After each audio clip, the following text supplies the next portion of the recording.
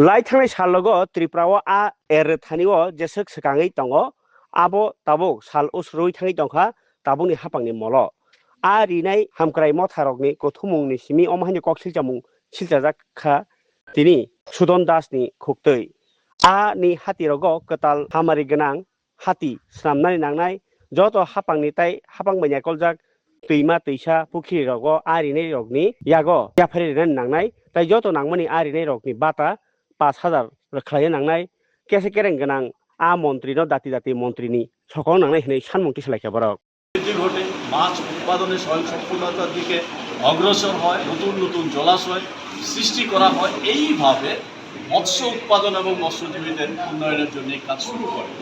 তার পরবর্তী সময়ে আমরা দেখেছি এর আগেও যখন একটা জোট রাজত্ব এসেছিল তখনও এই সমবায়ের অধিকার কেড়ে নেওয়া হয়েছিল, লুটপাট হয়েছিল। এখন আবার 2018 সালে যখন বিজেপির নেতৃত্বে এই সরকার প্রতিষ্ঠিত হয়, এই মৎস্যজীবী সমবায় সমিতিগুলিতে নিয়মিত নির্বাচন হয় না। বামফ্রন্ট সরকারের সময়ে নিয়মিত নির্বাচন হতো, মাছ উৎপাদনের জন্য যে ব্যবস্থাগুলি নেওয়া হয়েছিল তাতে সমবায়গুলি সমৃদ্ধ হয়েছিল, তাদের হাতে পুঁজি ছিল।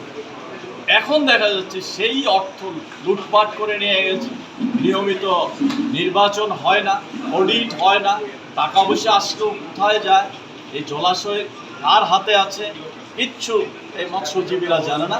একটা অব্যবস্থা অরাজকতা চলছে। এই অরাজকতার বিরুদ্ধে সামগ্রিকভাবে ত্রিপুরা রাজ্যের মধ্যে যে লুটের রাজত্ব চলছে, যেমন এখন রাস্তায় গাড়ি ঘোড়া চলতে পারে না, টাকা লুট হয়ে যায়, রাস্তা ঠিক হয় না, তারপরে ঘরবাড়ি ভেঙে যাচ্ছে, স্কুল ঘরে ছাত্ররা বসতে পারে না, দুরবস্থা চলছে শিক্ষা ব্যবস্থা। মাছ বাইরের থেকে আসছে বা মাছ উৎপাদনে যে স্বয়ংসম্পূর্ণতা আসার কথা সেই স্বয়ংসম্পূর্ণতা এখনও আসেনি।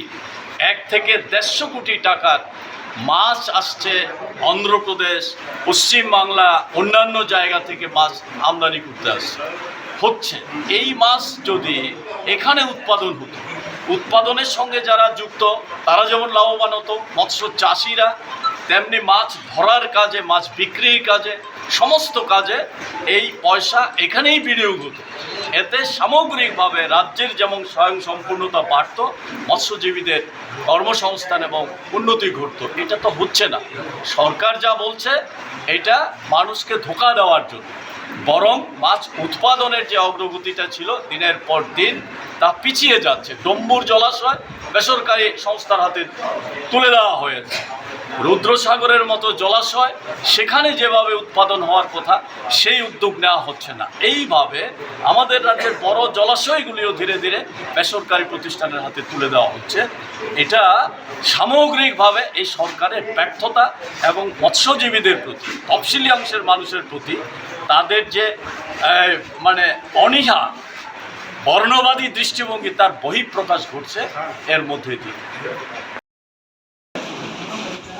ত্রিপুরা রাজ্য মৎস্যজীবী ইউনিয়নের ডাকে আমাদের রাজ্য দপ্তর আম্বেদকর ভবন আগরতলা আমরা একটি সেমিনার সংগঠিত করতে যাচ্ছি।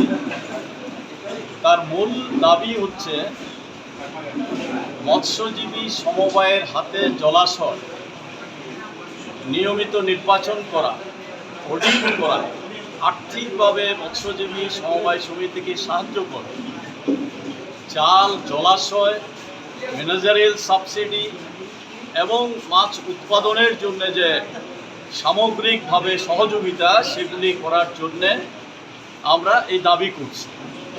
মৎস্যজীবী ইউনিয়ন দীর্ঘদিন ধরে মৎস্যজীবীদের জন্য এই আন্দোলন করে আসছে।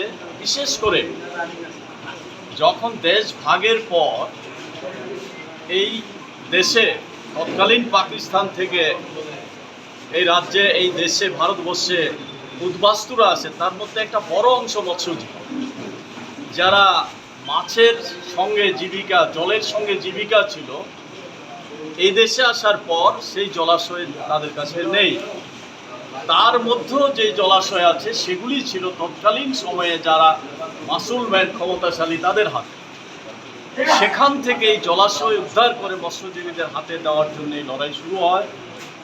বামফ্রন্ট সরকার প্রথম প্রতিষ্ঠিত হওয়ার পর এই দাবি মেনে নিয়ে এই রাজ্যে 142টার মতো সমবায় সমিতি, মৎস্যজীবী সমবায় সমিতি গঠন করে তাদের হাতে জলাশয় তুলে দিয়ে আর্থিক সাহায্য করে, ম্যানেজার নিয়োগ করে, ম্যানেজারের বেতন সমস্তভাবে, জাল, নৌকা, সামগ্রিকভাবে সমস্ত সহযোগিতা করে জলাশয়, সরকারি আধা সরকারি জলাশয় তুলে দেয় এবং মাছ উৎপাদনে এটা 1.25 লক্ষ মেট্রিক টন এই মাছ বাইরের থেকে আসছে, বা মাছ উৎপাদনে যে স্বয়ংসম্পূর্ণতা আসার কথা সেই স্বয়ংসম্পূর্ণতা এখনও আসেনি। 1 থেকে 150 কোটি টাকার মাছ আসছে অন্ধ্রপ্রদেশ, পশ্চিমবাংলা, অন্যান্য জায়গা থেকে মাছ আমদানি করতে হচ্ছে। এই মাছ যদি এখানে উৎপাদন হতো, উৎপাদনের সঙ্গে যারা যুক্ত তারা যেমন লাভবান হতো, মৎস্য চাষিরা তেমনি মাছ ধরার কাজে, মাছ বিক্রির কাজে, সমস্ত কাজে এই পয়সা এখানেই বিনিয়োগ হতো। এতে সামগ্রিকভাবে রাজ্যের যেমন স্বয়ংসম্পূর্ণতা বাড়ত, মৎস্যজীবীদের কর্মসংস্থান এবং উন্নতি ঘটত। এটা তো হচ্ছে না। সরকার যা বলছে এটা মানুষকে ধোঁকা দেওয়ার জন্য, বরং মাছ উৎপাদনের যে অগ্রগতিটা ছিল দিনের পর দিন তা পিছিয়ে যাচ্ছে। ডম্বুর জলাশয় বেসরকারি সংস্থার হাতে তুলে দেওয়া হয়েছে।